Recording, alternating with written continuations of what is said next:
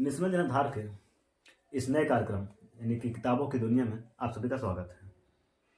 और आज हम किताबों की दुनिया में एक ऐसे किताब की चर्चा करने वाले हैं जिसे पढ़ करके आपको अपनत्व महसूस होगा अगर आप किसी विश्वविद्यालय में पढ़ रहे हैं तो, क्योंकि ये दिल्ली विश्वविद्यालय के किरोड़ीमल कॉलेज से जुड़ा हुआ है।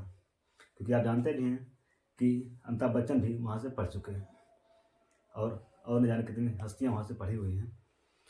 तो उसी से संबंधित एक किताब अनुरंजन झा ने लिखा हुआ है और इसी किताब पर हम चर्चा करने वाले हैं, जिसका नाम है हकीकत नगर। और इस हकीकत नगर को में कितनी हकीकत है वो आज हम समझने का प्रयास करेंगे, क्योंकि हमारे साथ प्रशांत पांडे हैं। और इस किताब को प्रशांत पांडे ने काफ़ी अच्छे से, यानी कि कहें तो एक रात में इन्होंने पढ़ा हुआ है। क्योंकि ये कह रहे थे कि इस किताब को जब मैं पढ़ने बैठा तो लगातार पढ़ता ही रहा और काफ़ी सबूत इन्होंने इकट्ठा किया है इस किताब में पढ़ते समय, तो उसकी भी हम चर्चा करेंगे बीच बीच में। लेकिन इस किताब के बारे में और इस प्रशांत पांडे को चुनने में मुझे दो चीज़ें समानताएं मिली। एक प्रशांत का किरदार उसमें है, दूसरा पांडे का, और दोनों किरदार मज़ेदार हैं। और पांडे का किरदार जो है वो काफ़ी रोचक है, क्योंकि आप लास्ट में जब पहुँचेंगे इसकी चर्चा पांडे की जो कहानी है उसका किरदार है समझने का प्रयास करेंगे तो काफ़ी चीज़ आपको समझने को मिलेगा। इसलिए मैंने पांडे को चुना हुआ है। तो प्रशांत पांडे जी, ये बताइए कि इस किताब जो आप पढ़ रहे थे तो आपको कैसा लगा? सबसे पहले तो अपने बारे में थोड़ा सा चर्चा करिए। ये जो किताब अनुरंजन झा ने हम युवा पीढ़ी को एक गिफ्ट के रूप में प्रदान किया है, और इसमें उन्होंने बाखूबी से उस समय के दिल्ली विश्वविद्यालय 90 के दशक की ये पूरी कहानी इस किताब में गढ़ी जा रही है कि 90 के दशक में जब इतना विश्वविद्यालयों ग्रामीण समुदाय के लोगों को उतना विश्वविद्यालयों के प्रति रुचि नहीं थी। ग्रामीण समुदाय के लोग 10वीं 12वीं की भी परीक्षा पास कर लें तो उस समय उनके लिए बहुत था, यही सब कुछ था। उस समय दिल्ली की क्या स्थिति थी, दिल्ली में क्या घटनाएं चल रही थी, उनका इसमें विवरण है। मंडल कमीशन उस समय भारत में आया था, उसका इसमें विवरण है। उदारीकरण किस प्रकार से भारत में आया उसका भी इसमें विवरण उन्होंने किया है। नरसिम्हा राव की जो सरकार थी और मनमोहन सिंह उस समय वित्त मंत्री हुआ करते थे, उनकी भी चीजों को इसमें पूरा समाहित करने लगा। मुख्य रूप से इस जो ये किताब है हकीकत नगर, इस किताब के 5 मुख्य किरदार हैं, जिसमें से वीरेन एक किरदार है, नलिन एक किरदार है, सत्या एक किरदार है, सपना एक किरदार है और कुंदन। ये पंकज भी है उसमें, पंकज भी एक किरदार है। लेकिन ये 5 मुख्य किरदार हैं जो शुरू से लेकर आखिरी तक इसमें छाए हुए हैं। और जब अजीत जी मैं इस पुस्तक का अध्याय 1 पढ़ना शुरू किया तो इस अध्याय 1 में उन्होंने पूरे विश्वविद्यालय दिल्ली विश्वविद्यालय के किरोड़ीमल कॉलेज के ये पूरी कहानी गढ़ी जा रही है। इसमें दिखाया जा रहा है कि बिहार के जो 2 युवक हैं, एक कुंदन है और एक वीरेन है। इसमें से वीरेन एक ऐसे परिवार से ताल्लुक आ सकता है जिसके पिताजी सरकारी कर्मचारी हैं, 6-7 हजार रुपये उनकी मासिक पगार है। और बिहार के उस समय इसमें ये दिखाया गया कि बिहार के किसानों में और सामान्य परिवारों की स्थिति ये थी कि उस समय के लोग अपने बच्चों को पढ़ाने के लिए जमीन तक बेच दिया करते थे। तो इस किताब में पूरी उसी रूपरेखा की चाहिए कि वीरेन के दादा परदाताओं ने तो अपनी सारी जमीन बेच के अपने बच्चों को पढ़ा लिखा था, लेकिन वीरेन के टाइम पर उतनी संपत्ति बची नहीं थी जिससे वो जमीन बेच के पढ़ाते। तो सीमित खर्च के माध्यम से वीरेन को दिल्ली भेजा गया। 1500 रुपये महीने उस समय 1990 के दशक के समय 1990 में वीरेन को 1500 रुपये दिल्ली में खर्च मिलता था। घटना यहाँ पे इस प्रकार से टर्न होती है कि वीरेन और कुंदन 2 किरदार हैं। कुंदन के पिता एमएलए है, विधायक है, लेकिन कुंदन पढ़ाई में थोड़ा तिगड़ा है और उसको मिल गया है किरोड़ीमल कॉलेज का एक हॉस्टल। और एक इंटरेस्टिंग बात यह है कि अभी तक मैं उसको करोड़ीमल कॉलेज कहता था। इस किताब से मेरी ये जो दिमाग में एक धारणा बनी हुई थी कि नहीं करोड़ीमल नहीं, वो किरोड़ीमल कॉलेज है। तो आप ही लोग अधिकांश लोग करोड़ीमल ही समझते होंगे कि करोड़ीमल कॉलेज, क्योंकि हमारी फ्लो में वो करोड़ीमल ही बन चुका है, लेकिन वो उसका जो सही उच्चारण है वो किरोड़ीमल है, क्योंकि करोड़ से मिलता हुआ है तो इससे थोड़ा सा डिफरेंट था। तो इस पूरे जो उन्होंने इस किताब को अनुरंजन झा ने बहुत अच्छे लेखक इस तरीके से किताब को, जैसा अजीत जी ने कहा कि जब मैंने इस किताब को शुरू की तो क्यूरियोसिटी इतनी बढ़ जाती है, पाठक की इतनी क्यूरियोसिटी बढ़ जाती है कि फिर इस किताब को वो आखिरी तक खत्म करके ही उठना चाहता है। किताब पूरे समय बांधेगा। 2-3 घंटे में ये किताब पढ़ी गई है, पूरी किताब पढ़ी गई है, खत्म कर दी गई है। रात में मैं बैठा था, रात भर में ये किताब पढ़ी, क्योंकि जैसे ही पेज पलटता है व्यक्ति तो उसके मन में लगता है कि अगले पेज में क्या होने वाला है, अगले पेज में क्या होने वाला है। क्यूरियोसिटी बंद ही होने का नाम नहीं लेती है। तो अब दोनों बच्चे आते हैं, एक कुंदन है एक वीरेन है। कुंदन को हॉस्टल मिल गया है, लेकिन वीरेन को हॉस्टल नहीं मिला है। ज्यादा स्थिति खराब वीरेन की है। और वीरेन में ये भी दिखाया जाता है कि हॉस्टल का कितना महत्व है उस समय दिल्ली विश्वविद्यालय में, कि वो आया था घर से हिंदी साहित्य पढ़ने, लेकिन उसने इतिहास में ट्रांसफर करा लिया इस कारण से कि उसको हॉस्टल मिल जाए। लेकिन वो भी अब उसके नसीब में उस समय हॉस्टल नहीं था, तो उसको हॉस्टल नहीं मिला, भाग्य को कुछ दूसरा ही उस समय मंजूर था। और उसके बाद ये कहानी गढ़ी जाती है। उस समय दिल्ली विश्वविद्यालय में चुनाव होते हैं, चुनाव की एक हॉस्टल का चुनाव होता है, उसमें हॉस्टल के चुनाव का जिक्र आता है। हॉस्टल के चुनाव में वीरेन कुंदन को तैयार करता है कि किस प्रकार से हॉस्टल के चुनाव में वो खड़ा हो, और वीरेन अपनी कूटनीति का भी प्रयोग करता है।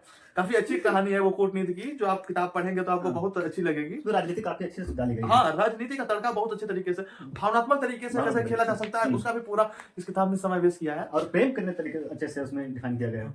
और उसके बाद इस किताब में धीरे धीरे अगर उस समय कुंदन जीत भी जाते हैं चुनाव, और कुंदन के चुनाव जीतने के बाद वीरेन का एक दरवाजा खुल जाता है छात्रावास में रहने के लिए, पिल्लैन के रूप में। इसमें एक पिल्लैन का जिक्र है। पिल्लैन मतलब वो किरदार होते हैं उस समय दिल्ली विश्वविद्यालय के छात्र, वो छात्र होते थे जो विश्वविद्यालय के छात्र, मतलब कि क्या कहते हैं उसको, छात्रावास नहीं मिलता है, हाँ, लेकिन अपने दोस्त की मदद से वो रहते हैं छात्रावास में। उनको छात्रावास अलॉट नहीं होता है, लेकिन अपने दोस्त के साथ जुगाड़ अपने यूपी बिहार में सब जुगाड़ बैठा के किसी तरह रहते हैं। और पता सबको रहता है, समय समय पर रेड भी पड़ती है पिल्लैन को निकालने के लिए, और यही पिल्लैन टर्म यूज किया जाता है। तो अब वो दिल्ली विश्वविद्यालय में रहता है, दिल्ली विश्वविद्यालय की चीजों को समझता है, पढ़ने में वो तेज है, इतिहास का टॉपर है, कुंदन हिंदी साहित्य का टॉपर है।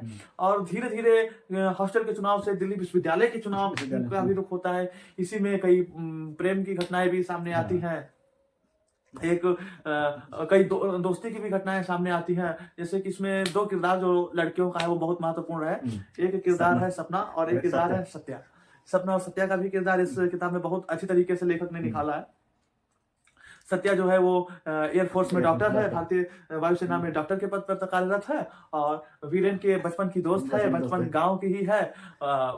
जो सत्या थे उसके पिता बंगाल से ताल्लुकात रखते थे, और जब बंगाल और बिहार एक थे, तब अलग नहीं हुआ करता था। और जब बिहार और बंगाल का बंटवारा हुआ तो उस समय वो यही बिहार में ही रह गए। और उसके बाद फिर कहानी आगे बढ़ती है, तो सत्या का सिलेक्शन हो जाता है, चली जाती है ट्रेनिंग के लिए, और इनका डीयू में हो जाता है। उसके बाद वो कुछ दिन के लिए ट्रेनिंग के लिए दिल्ली रुकी होती है सत्या, और उसी में उनकी मुलाकात पहले गांव में होती है, फिर दिल्ली में होती है। उसके बाद सत्या और वीरेन के बीच में करीबी होती है। वीरेन की कोई जानता नहीं कि उनके दोनों के बीच में प्रेम है। हाँ, और उसी वीरेन की एक महिला मित्र भी होती है जिनका नाम है सपना। और सपना के साथ वीरेन के ही एक दोस्त होते हैं नलिन की भी नजदीकियां बढ़ जाती है। और इसका एक मजेदार किस्सा लेखक ने उखेरा है, हॉस्टल का किस्सा। उस हॉस्टल का किस्सा ये घटा कि एक दिन दिल्ली विश्वविद्यालय की रेट पड़ी किरोड़ीमल कॉलेज में। कभी कभी कॉलेजों की अपनी रेट पड़ती थी, लेकिन ये डायरेक्ट विश्वविद्यालय की रेट पड़ गई थी। क्योंकि जब होता है ना कि हाँ कुछ छात्रों में मतभेद होता है कि हाँ अगर हम नहीं रह रहे तुम्हें नहीं रहने देंगे, तो कुछ ऐसा चल रहा था उस समय। छात्र राजनीति हावी थी, आज भी हावी है। आप हम लोग इलाहाबाद में रह रहे हैं, इस समय इलाहाबाद विश्वविद्यालय में भी छात्र राजनीति बखूबी देखा जा सकता है, क्योंकि अब वीरेन राजनीति से जुड़ा था और कुंदन भी डीयू की राजनीति में सक्रिय हो चुके थे। तो यही सब पूरी घटनाएं चल रही थी। और जब दिल्ली विश्वविद्यालय की टीम ने रेड मारी तो उस समय कुंदन के कमरे पर वीरेन रह रहे थे, और वीरेन को लगा कि अब बाउंड्री कूद के भाग जाने में ही गनीमत है, नहीं तो रस्टिकेशन भी किया जा सकता है। ये एक बेसिक सा डर उनको सता रहा था। जैसे ही वे दरवाजा खोला भागने के लिए, तो सामने के रूम से भी दरवाजा खुलता है। सामने का रूम नलिन का था, और नलिन के कमरे से सपना निकली, नलिन भी निकला। और उस समय की घटना सिचुएशन ये हुई कि अभी तक वीरेन तक को नहीं पता था कि नलिन और सपना का चक्कर चल रहा है। आप इस और अवाक हो गए, और फिर प्लान बनाया गया कि जल्दी से तुम लोग कमरे में घुस जाओ, दोनों लोग लाइट बुता दो हॉस्टल की, और बाहर से ताला मार दो, जिससे ये पता चले कि इस कमरे में भी कोई रहता ही नहीं है, बच्चा बाहर गया। तो उसमें जब ताला मरा हुआ है तो कौन रेड मारे। तो ये पूरी जो घटना घटी उसके रची जा रही थी, तब तक तो वार्डन और प्रिंसिपल सब आ पहुंचे। और उसी समय वीरेन ने इतने तेज से धक्का मारा नलिन को कि नलिन पहुंच गया कुंदन के पास, और अपना पहुंच गया सपना के पास। तो बेसिकली उसने अपने दोस्ती को किस प्रकार से बचाया, इस चीज का भी दोनों दोस्तों को बचाया, सपना को भी, कुंदन को भी, नलिन को भी, कि नलिन और कुंदन एक साथ रह रहे थे क्योंकि दोनों के नाम हॉस्टल थे। और मैं सपना आए थे मिलने, फिल्म देखकर वापस आए थे दोनों से मिलने। ऐसी कहानी रची गई पूरे काफी अच्छे तरीके से। लेकिन उसके बाद बदनामी बेसिकली हुई, इतनी बदनामी हुई कि इसमें दिखाया जाता है कि नलिन उसको मानसिक प्रेशर को झेल नहीं पा रहा था। नलिन नहीं, वीरेन सर। हाँ सॉरी, वीरेन मानसिक प्रेशर को झेल नहीं पा रहा था। हम्म। और नलिन के मन में भी कई विचार आ रहे थे कि और सपना वीरेन भी ने अपने ऐसा आप क्यों पैदा कर रहा है, होती है। सपना भी कर रही थी कि हम्म। वीरेन ने ऐसा क्यों किया, सपना सोच और रही थी यही शायद- सब किताब बताता है, क्योंकि जब सत्या आती, यही सत्या भी आते हैं मिलने के लिए, वीरेन को सरप्राइज देने के लिए। हाँ, और खुद सरप्राइज हो जाती है तो सरप्राइज होती है यूनिवर्सिटी का ये कांड कांड सुन करके। और सपना को भी यही एहसास होने लगता है कहीं वीरेन हमसे प्यार तो नहीं करता है, कि अगर वीरेन करता है तो बताया क्यों नहीं, क्योंकि और सत्या को भी यही महसूस होता है कि उसे प्यार था। और उसके बाद तो उसके दोनों बाद- शादी कर लेते हैं, कोर्ट मैरिज अच्छा, करते हैं। किसी को अच्छा, पता शादी को होती है, लेकिन शादी को पता नहीं चलता किसी को, किसी को किसी नहीं, भी दोस्त को नहीं पता दोस्त चलती। को किसी भी दोस्त को बुलाया नहीं जाता। वो इस हॉस्टल कांड के बाद वीरेन शायद को एक पेपर सदमा बाद- लगता है हाँ। और उसी समय वो बहुत बीमार हो जाता है, हाँ। बुखार हो जाता है और किसी दोस्त को नहीं बुलाता है। फिर उसका कांटेक्ट होता है सत्या से, सत्या हकीकत नगर आती है, हाँ। उसे मिलती है और उससे मिलने के बाद कहती है कि तुम्हारे साथ शादी कर लेने में ही मेरी तुम्हारी भी गनीमत है, मेरी भी गनीमत है, क्योंकि 10 तरीके से बाहर बातें बन रही हैं। फिर दोनों की कोर्ट मैरिज होती है, जिसमें वीरेन का एक दोस्त होता है जो कि पुराना दोस्त था, जिसे उतना गांव का दोस्त था, सुशांत था। और एक सत्या की भी दोस्त थी, दोनों लोग जाते हैं और मौसी और मौसा दोनों गवाही देते हैं, गवाह के रूप में जाते हैं और शादी होती है, कोर्ट मैरिज होती है। उसके बाद गांव का एक किस्सा आता है कि गांव के लोगों में अपने मम्मी पापा को किस प्रकार से मनाया जाए। शादी तो हमने कर लिया है, कोर्ट मैरिज तो हो गई है, लेकिन अब गांव में भी तो दिखाना है, समाज को भी दिखाना है। अच्छा, इसका जो गलत प्रभाव पड़ा कुंदन के पिता जो विधायक थे, अब उनको लगा कि वीरेन ने लव मैरिज की है तो कहीं कुंदन भी लव मैरिज कर ले। और कुंदन की लव मैरिज पे तो आप प्रकाश डालिए, उसका ज्यादा अच्छा रहेगा। नहीं, कुंदन को जब बात आती है, जब उसके पिता फोन करते हैं कि हाँ बेटा जल्दी से घर आ जाओ, ऐसे कुछ बताते भी नहीं घर वाले, सीधा बुला लिया जाता है। और शादी की तैयारी इसमें सिर्फ मतलब 1 हफ्ता शादी में बचा था। और जब भाई वहाँ घर पहुँचता है तो देखता है कि कैसे पूरी तैयारी चला, तो उसे लगता है कि मेरी छोटी सिस्टर जो है उसकी शादी तय कर दी गई है और उसकी तैयारी चल रही है। लेकिन जब दादी से मिलता है तो पता चलता है कि दादी कहती है कि ऐसा है कि तुम जाओ कपड़ा ले लो जो लेना है, उसके फिर जाओ तुम लड़की से मिलाओ। और जब लड़के से मिलने जाता है तो पूरे दोस्तों को, अपने जो गाँव के उसके दोस्त थे, क्योंकि शहर वाले दोस्त तो आए नहीं थे, गाँव के जो दोस्त थे उसको मिला करके कि कैसे हमको शादी तोड़ना है, क्योंकि मुझे लव मैरिज शादी करनी है। लेकिन जब वहाँ पहुँचता है, लड़की को देखता है, तब कहता है कि शादी तो मैं ऐसे ही करूँगा, लेकिन लव मैरिज करूँगा, भले हमारे बाप ने पसंद क्यों नहीं किया। तो ऐसे शब्दों का थोड़ा प्रयोग किया गया है कि मेरे पिताजी पसंद भले किए हैं, पर मैं लव मैरिज शादी करूँगा। और शादी के 1 दिन पहले तक मिलने का पूरा प्लान बना लेता है।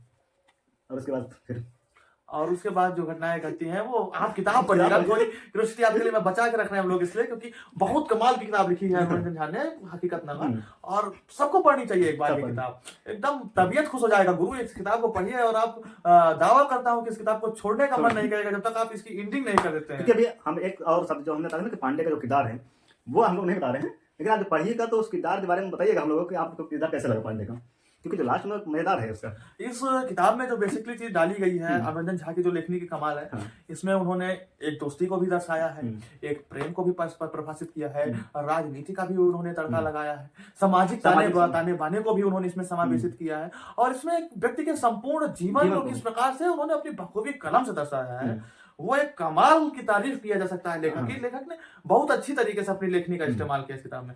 तो गुरु आप लोगों से रिक्वेस्ट यही है कि अगर इस किताब को नहीं पढ़े भाई तो क्या पढ़े। तो अब इसी के साथ हमें लगता है कि अब लेखक पाठक को भी अब थोड़ा मौका देना चाहिए कि वो भी अब इस किताब को थोड़ा पढ़े, एंजॉय करे, क्योंकि गुरु बड़ी कमाल की किताब है। इससे ज्यादा मैं कुछ नहीं कहूंगा गुरु। और मिलेंगे हम लोग अगले कार्यक्रम में, अगले एपिसोड में, किताबों की दुनिया में फिर से एक नई किताब के साथ। क्योंकि अगर आप लोग गुनाहों देवता पढ़ेंगे तो आपको प्रेम कहानी अच्छी से लगती होगी। हाँ, प्रेम कहानी का जो एक प्रिसिक्शन से गुनाहों का देवता से हम लोगों का निकलता है, लेकिन गुरु मैं कह रहा हूँ कि गुनाहों का देवता को तो टक्कर कोई नहीं दे सकता, लेकिन उसी से इर्द गिर्द ये घूमती किताब है। और इस किताब की भी कहानी आपको एक फ्लो में बांधेगी, और वो फ्लो आपके जीवन प्रवाह में निरंतर बहता रहेगा। तो आज के लिए बस इतना ही। आप सभी का बहुत बहुत धन्यवाद। और जल्द ही आप लोगों के लिए फिर एक नई किताब के साथ हम लोग प्रस्तुत होंगे, और इस एपिसोड का सिलसिला यूं ही जारी रहेगा। और अगर आप लोग कोई किताब पसंद हो तो बताइए जरूर, और कमेंट भी कीजिए। अगर आप लोग चाहते हैं कि हम किसी किताब को लेकर आए आप लोगों के समझ, तो जरूर कमेंट कीजिए, जिससे हम लोग भी उस किताब से पढ़ें, क्योंकि किताबें अनंत है गुरु, और सब लोग पढ़ा नहीं जा सकता है। तो आप भी हम लोगों को सलाह दे सकते हैं कि अब किस किताब को अगली कड़ी में लेके आया जाए। ठीक है, बाकी तो ठीक है, मिलते हैं अगले एपिसोड में।